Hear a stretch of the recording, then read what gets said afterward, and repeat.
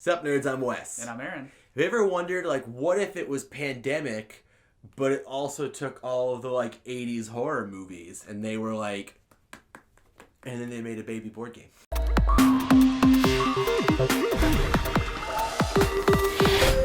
So like I said, Horrified definitely has a lot of similarities to Pandemic in that it is a fully co-op game where you've got multiple threats in the board that are all acting slightly differently, and you're not really sure which one's going to flare up and which one's going to cause all the problems right now. And as a team, you're each taking turns moving around the board, taking multiple actions per turn, trying to solve whatever that problem is. In Pandemic, it's healing, treating diseases, and curing it. And this game, it's fighting off monsters and solving whatever puzzle they have to defeat them. Yeah. So, you want to defeat them, but before you can defeat them, you have to do something. Like Dracula, you have to destroy all of his coffins before you can actually fight him. Yeah. The Invisible Man, you have to find him, so you have to collect items from different locations and drop them off. Yeah, the Mummy, you've got to unlock his sarcophagus and it's like a Chinese puzzle. Yeah, it's really that one's really interesting because it's more abstract puzzly than some of these other ones are straightforward. Wolfman, you're just collecting potions, so you just have to collect blue at certain values and drop them off at the laboratory. Frankenstein, the Bride, you're trying to teach them how to be human, so you have to give them different artifacts of the two different colors, and it kind of ramps them up so they become human, and then when they finally meet, they'll get married and they'll leave everyone alone and leave the village alone. And the creature from the Black Lagoon, it's very abstract what you're really doing. You're just dropping off, these items as well, but whenever you drop off an item, you just move that to the next X on the board of that color. So if you do it in the right pattern, you can kind of move further and further through the lagoon. So it's interesting that they're all completely different in the way that you get ready to fight them. Mm-hmm. Then the fights are all the same. It's just you got to have a certain amount of strength in whatever color that one requires. Like you said, it's very co-op. You're very trying to be as strategic as you can. You're okay, hey, you should go over here and pick up these items that just dropped in the inn or dropped at the camp. We need those items, and then you take them down to the laboratory and drop them off so we can cure the Wolfman. Every game is going to be completely different because of which monsters you choose and which heroes you choose, because they have special abilities which affect things. And I do like that you have multiple monsters on the board. So it's not like we're doing the Mummy this game or we're doing Dracula this game. You pick two or three, all 4. 6 if you want to go crazy. But you pick a number of the different monsters and they're all on the board at once. You're trying to solve all their puzzles, and a lot of times there's overlap. I've got these yellows, do I want to use them over with Dracula? Do I want to use them over here with the Mummy?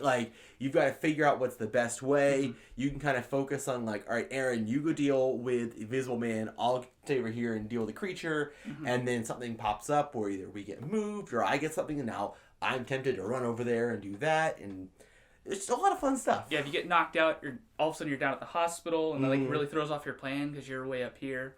At the end of every turn, you're going to flip over an event card, and I thought this was really interesting that all the event cards are always in play. So if you're playing, no matter what monsters you're playing with, all of their cards are in here, so that when you flip it over, it might almost have no effect on the game. First, you're going to read the top. It tells you how many items spawn on the board. Then there's it'll show the monster that's in effect. And that it basically they'll have a special action if they're in effect. And then monsters on the bottom will move and attack depending on which ones are down there. And it's never the same monster that's on the card. So that's interesting too. So every card is multi-use. It can either be used for activating one monster to do a special thing, or activating a bunch of monsters to just move and attack.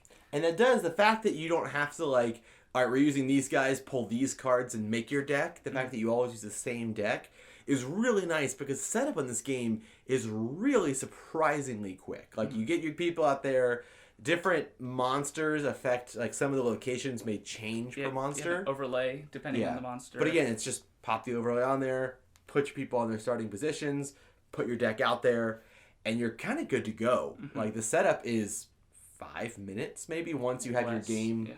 Yeah. When I did it, it was the very first time, so I was still trying to sort things out and figure out where we were going. But yeah, it's a really quick, like, pop up in the box and start playing. Mm-hmm. And if you like co-op games, this definitely is co-op grindy, where you're trying to like maximize your actions and help each other. Like, okay, if I do this, can you do this? Do you think you'll be able to get enough items to solve this puzzle or fight off this monster? And even your items are multi-use. If a monster attacks you and hits you, you drop your items first before they do damage. Yeah. And if they ever do damage, it's just one damage knocks you out. Like, so basically, if they roll their dice, for an attack and they do 3 damage and you only have 1 item, you keep your item. You don't have to drop it. Yeah. Like if they're gonna do damage to you, they're gonna do damage to you. But if you can, I guess, throw your items at them to stop it, you're gonna do that because you don't want to get knocked out. The monsters like shiny things. Because once you get a certain amount of knockouts, it's game over. Very pandemic-y. Yeah. And also like Pandemic, the game is very scalable based on the number of monsters. With 2 monsters, pretty much we always win, and it's a very enjoyable game. Mm-hmm. Like, it's not really that challenging, but it's fun. It can be a little straightforward. Like, it can be really obvious what you should do next on your turn. But then if you're ready for a challenge, you can add 3 monsters, and you lose at 3 monsters. We lose a fair bit with 3 monsters out there. Yeah, it's definitely like the 50-50 rule, probably. Yeah. And then if you do the 4 monsters, it's mostly lose. I haven't won that. It's insanely hard because, you flip this over, you're like, okay, well, it's not the guy, none of them are activating for their special, but all of them are moving, and they move towards the closest player or the villagers, and villagers are worthless. They're just like, okay, Dracula moves in and that villager's dead. Okay, this track moves up. We're getting boned. The villagers are cool too because if you can deliver the villager to where they belong, then you get to draw a cool card and it does fun stuff with it. Yeah, these ability cards, whatever they're called, they're special abilities that are one-time use that you can use on any player's turn, which are very similar to Pandemic. There's those cards that come out in the deck. You're like, sweet, we needed this, like an airlift or whatever. Like, there's a very similar cards where, like, okay, you can, take 2 additional actions. You can move 4 spaces right now. You can transport to any space on the board. And a lot of those are also represented in your player actions. Some players can just go to the other side of the board wherever there's a monster, or to any empty space, or to any other hero, or there's the mayor, which is very general. She just gets 5 actions, no special ability. Yeah. And the fact that the villagers are out there really help add to the theme, because if you're looking at this game because you're a big fan of the old Universal Studio monster movies, then you'll recognize that each of the villagers out here are actually characters from those stories. And so that can be just a fun little bit of flavor to toss in there, that if you're a fan, it's there. If you don't care, then you probably won't even notice. But when you start being like, oh yeah, there's Dr. Cranley, he needs to get the precinct, like, I'm going to help him out. Like, I don't know. It's a fun little bit of flavor tossed in there. The production quality in this game is top notch. Like, everything's nice and thick cardboard, the printing. I thought the cards were a little bit thin.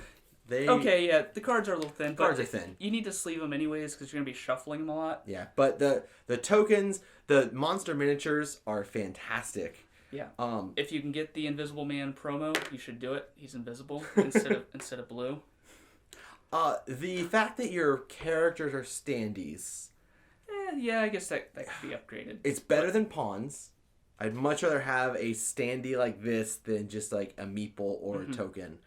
I kind of wish you had miniatures.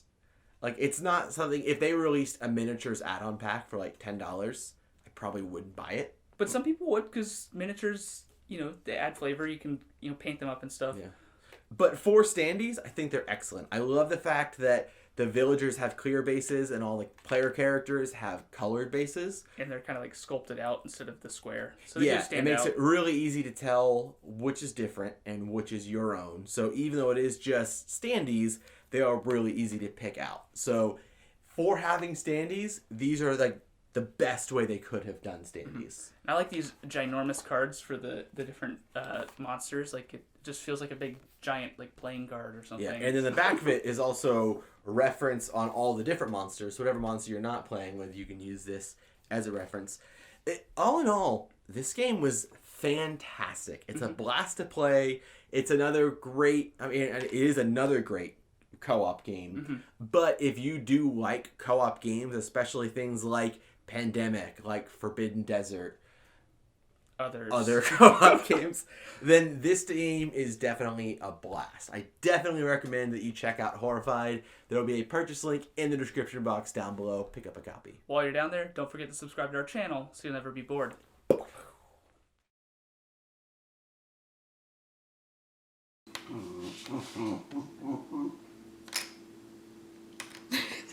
And then knock him down. Knock him down. Roundhouse kick him.